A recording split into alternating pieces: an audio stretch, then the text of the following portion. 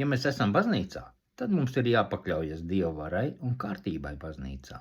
Mums ir jāklausa, ko saka mūsu mācītāji, un tā nav mācītāja pielūgšana, bet klausīties to, ko Dievs caur mūsiem mācītājiem mums liek darīt, lai mēs iepazītu Dievu.